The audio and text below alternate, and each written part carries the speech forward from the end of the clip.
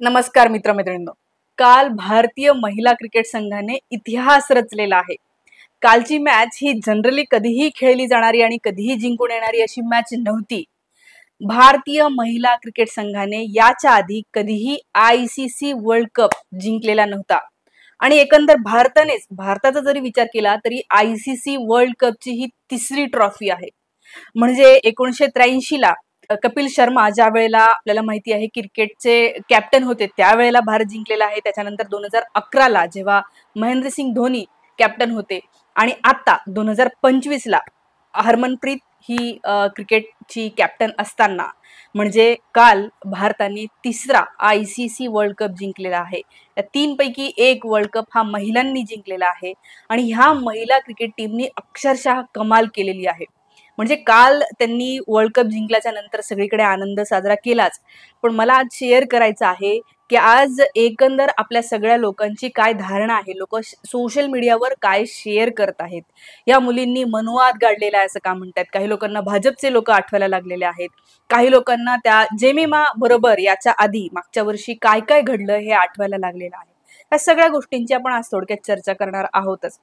तर खरंच आहे, पूर्वी असं म्हणलं जायचं की क्रिकेट इज जेंटलमेन्स गेम, जेंटलमॅनचा गेम आहे. म्हणजे त्याच्यामध्ये मॅन हा शब्द आहे, म्हणजे माणसांचा गेम आहे, जेंटल असलेले सभ्य पुरुषांचा गेम. आणि काल वर्ल्ड कप जिंकल्याच्या नंतर या महिलांनी सिद्ध केलं it is no longer a gentleman's game.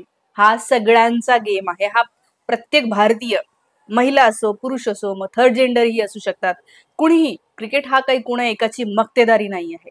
तुम्ही जर त्या खेळामधले ग्लिम्सेस पाहिले, तुम्ही बघितलं असेल की जिंकल्याच्या नंतर काय प्रकारे या मुलींना आनंद झाला. आणि त्याच्याही पेक्षा महत्वाचं मला ते फार आवडलं ते म्हणजे जेव्हा त्यांनी साऊथ आफ्रिकेला हरवलं, म्हणजे हरवल्याच्या नंतर प्रत्येक क्रिकेट टीम, जिंकलेली टीम हरलेल्या टीमला शेक हँड करत असते. त्याला स्पोर्ट्स स्पिरिट म्हणतात की तुम्ही हरले तरी एकमेकांना शेक हँड करायचं असतं. जे जिंकले त्यांना अभिनंदन किंवा जे हरलेले आहेत त्यांना वाईट वाटू नये म्हणून या सगळ्या गोष्टी हे खूप नॉर्मल आहे. पण काल जे झालं तुम्ही बघितलं असेल की या मुली जेव्हा भेटत होत्या या ज्यांना हरवलं त्यांना असं वाटत होतं कुठल्या तरी आपल्या बहिणीला, आपल्या कुठल्या तरी फार जवळच्या व्यक्तीला, आईला, मावशीला भेटत आहेत. इतक्या अशा घट्ट मिठी मारत होत्या. म्हणजे भारतीय महिलांनी हा वर्ल्ड कप जिंकलेला असेल, ट्रॉफी जिंकली असेल, मॅच जिंकली असेल, तरीही त्यांना जे हरलेले आहे त्याच्याबद्दल किती आत्मीयता वाटते आहे. आणि हे एक आहे की जे तुम्हाला पुरुषांच्या क्रिकेट टीम मध्ये पाहायला सहसा मिळत नाही. अर्थात असे प्रकारचे संबंध असू शकतात, जसं तुम्हाला माहिती आहे की ते वेगवेगळ्या खेळांमध्ये आहे, पण हे एक जे आहे ते पाहून खूप छान असं वाटत होतं. दुसरं म्हणजे एक तुम्ही फेसबुकवर काही कमेंट बघितल्या असेल तर या मुलींनी मनुवाद गाडला असं म्हणायला लागलेले आहेत लोक. म्हणजे काय तर त्या मनुस्मृतींनी जे सगळं महिलांना इतके वर्ष मागे ठेवलं किंवा त्यांना घरातच डांबून ठेवलं. आणि इतके वर्षाचं सोडा, आता 15 दिवसापूर्वी भाजपचे आमदार गोपीचंद पडळकर काय म्हटले होते की महिलांनी जिम मध्ये नाही जायला पाहिजे, महिलांनी जिम मध्ये जायला नाही पाहिजे, कारण की जिमच्या बाहेर ते मुलं उभे असतात आणि ते मुसलमान असतात आणि त्याच्यामुळे मग काहीही होऊ शकतं, त्यामुळे महिलांनी जिम मध्ये नाही जायला पाहिजे. सत्तेत बसलेले आहेत तुम्ही, तुम्ही जर असं म्हणाल तर प्रत्येकाला तुम्ही हेच म्हणाल की मग घराच्या बाहेर निघू नका कारण बाहेर गुंड आहेत. तुम्हाला तिथे बसवलंय की हे याच्यापासून रक्षण करण्यासाठी, महिलांचं सगळ्यांचंच पोलीस यंत्रणा आहे. पण पडळकर जसं म्हणतात तसे या मुलींनी जर का घरातच बसून राहिल्या असत्या, त्या जिमलाच गेल्या नसत्या, घरातच असं काहीतरी आपले योगा करत राहिल्या असत्या, तर आज हा इतका सुंदर क्षण पाहायला मिळाला असता का, असे प्रश्न विचारत आहेत सोशल मीडियावर लोक. आणि मलाही खरंच म्हणजे मला एकदम क्लिक झालं, अरे हो. आणि म्हणजे एकंदर हे फोटो वगैरे बघून तर खूप आनंदच होतो आहे. आणि काही कमेंट्स अशाही आल्या की पहिल्यांदा असं झालंय की आम्हाला फटाक्यांचा त्रास नाही झाला. म्हणजे एरवी तुम्हाला माहितीये की दिवाळीमध्ये लोक फटाके फोडत होते, तर अनेकांना असं वाटायचं की अरे यार काय हे फटाके, किती त्रास, किती प्रदूषण, किती आवाज, आम्हाला हे कराय. पण काल जे असे म्हणणारे लोक होते त्यांना सुद्धा असं वाटलं की ठीक आहे, म्हणजे महिला जिंकल्या आणि हा एक खूपच वेगळा आनंदाचा क्षण आहे. हा पूर्ण भारतासाठी, कुठलाही धर्म असू दे, जात असू दे, पंथ असू दे, या सगळ्यांसाठी हा एक आनंदाचा क्षण आहे असं म्हणलं जातंय. आणि त्याच्यानंतर मी का म्हणते आहे की यांचं हे जिंकणं खूप वेगळं आहे, तर जेमिमा जिने आपल्याला सेमीफायनल मध्ये आणलं, म्हणजे जिने आपल्याला फायनल मध्ये पोहोचवलं, सेमीफायनल जिंकवून दिलं. जिने जिंकवून दिलं म्हणजे ती शेवटपर्यंत खेळत राहिली, ती सेंचुरी मारली. त्याच्यानंतर तिचं सगळ्यात जास्त जे 2 दिवसापूर्वी खूप कौतुक होत होतं, याचं कारण म्हणजे ती जेमिमा ही अल्पसंख्याक म्हणजे ख्रिश्चन समुदायामधून येते आणि त्यामुळे तिला खूप ट्रोल केलं गेलं होतं. मागच्या वर्षीचे अनेक तिला घाणेरड्या शिव्या आलेले पोस्टमध्ये शेअर होत होत्या. इव्हन तिला किचन म्हणजे स्वयंपाक करायला आवडतं, तिला गाणे म्हणायला आवडतं, तिला काय काय आवडतं ते शेअर करते आणि तिला कमेंट्स कशा यायच्या तर खूप विचित्र. म्हणजे तिने स्वयंपाक करतानाचा हे टाकलेलं होतं, फोटो टाकलेला होता. त्याच्यावर तिने सहज लिहिलेलं होतं की आम्ही मैदान असू दे किंवा किचन असू दे आम्ही गाजवतो. तर त्याच्यावर त्या माणसाने काय कमेंट केली होती की तुमची जागा तिथेच आहे, बायकांची जागा किचन मध्येच आहे. आजही अनेक लोक असं डोक्यामध्ये धरून असतात की तुमची जागा तिथंच आहे, जा स्वयंपाकघरात जा, तिथे जाऊन काय करायचं ते कर. ह्या सगळ्या अशा सडक्या मनोवृत्तीच्या आजच्या सगळ्या या व्यवस्थेला सुद्धा या मुलींनी जिंकून जे आहे ते एक प्रकारे उत्तर दिलेलं आहे. आणि जेमिमाचं सांगायचं झालं तर तिला मागच्या वर्षी वर्ल्ड कप खेळू नव्हता दिला. का माहितीये?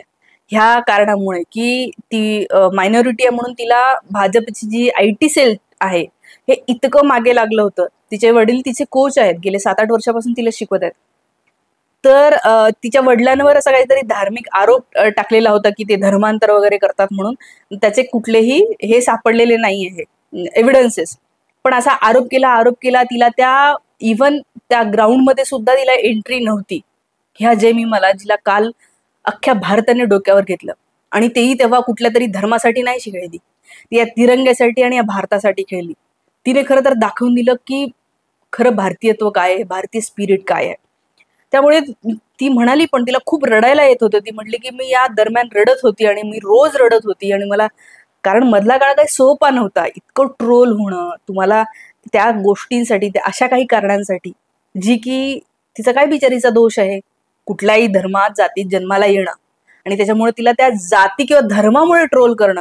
पाहिलं तर इतकी गुणी, इतकी काय केली कामगिरी आहे तिने आणि तिला ट्रोल केलं त्याच्यामुळे ती प्रचंड डिप्रेशन मध्ये होती वर्ष दीड वर्ष आणि ह्याच्यातनं ती तिची जी कामगिरी आहे ती आता सगळेजण तिचं नाव घेत आहे. आणि अजून एक नाव घेतलं जातं ते म्हणजे या क्रिकेट टीमचे कोच असलेले अमोल मुजुमदार यांच्याबद्दलही खूप कौतुक केलं जातं. कारण हे याच्या आधी कधीही भारतासाठी खेळलेले नव्हते, म्हणजे ICC साठी खेळलेले नव्हते. ते खूप चांगले क्रिकेटर होते. त्यांनी म्हणजे भारताच्या आतमध्ये होणाऱ्या ज्या मॅचेस आहेत त्या खूप गाजवल्या. त्यांच्याकडे खूप आशेनं पाहिलं जायचंय, पुढचा तेंडुलकर असं म्हणलं जायचं. पण त्यांना कधीच खेळायची संधी नाही मिळाली, काहीतरी कारण आली आणि त्यांना वगळण्यात आलं ह्या टीम मधनं. पण आज तोच माणूस कोच बनला आणि त्यांनी या सगळ्या मुलींना जे आहे ते एक योग्य डायरेक्शन मिळाली आणि ह्या मुलींनी सुद्धा जी जिद्द, जी चिकाटी, जे सगळं करावं लागलं. म्हणजे इतकं जिंकणं एखाद्या खेळामध्ये इतकं सोपं नसतं. त्यांचा डाएट, खाणं पिणं ते सगळं तेलकट बंद करतात, साखर बंद करतात, सगळ्या आपल्या ज्या काही आवडी निवडी असतील, काहीतरी खायची इच्छा होणं, याला मारावं लागतं. तेव्हा कुठं त्यांचा स्टॅमिना, तो उत्साह टिकून राहतो. आणि या सगळ्या याचं फळ म्हणजे काल भारताने हा विश्वचषक जिंकलेला आहे. मला पण हे सगळं पाहून खूप आनंद झाला, खूप छान वाटलं. कारण तुम्ही बघा, कधीही तुमच्या आजूबाजूला छोटं ग्राउंड असेल ना, तिथे क्रिकेट खेळणारे पोरं दिसतात, मुली नाही दिसत.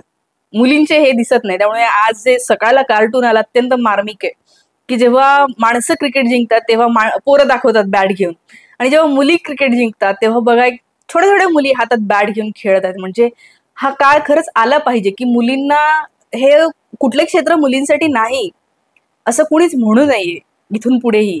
आणि आता क्रिकेटनी ह्या वर्ल्ड कप जिंकल्यामुळे तरी हे दारं उघडलेली आहे. हे होतं, खूप मोठा बदल होतो. एखादी टीम किंवा एखादा प्लेअर जेव्हा असं मेडल मिळवतो, म्हणजे जसं आपल्याला कुस्तीमध्ये मेडल मिळत राहतात, विनेश फोगाट, साक्षी मलिक यांनी जे केलं, या मेडल्समुळे काय झालंय तर इतर अनेक कुस्तीपटू, इतर अनेक मुली आहेत की ज्यांना वाटतं हा मी पण कुस्तीपटू होते.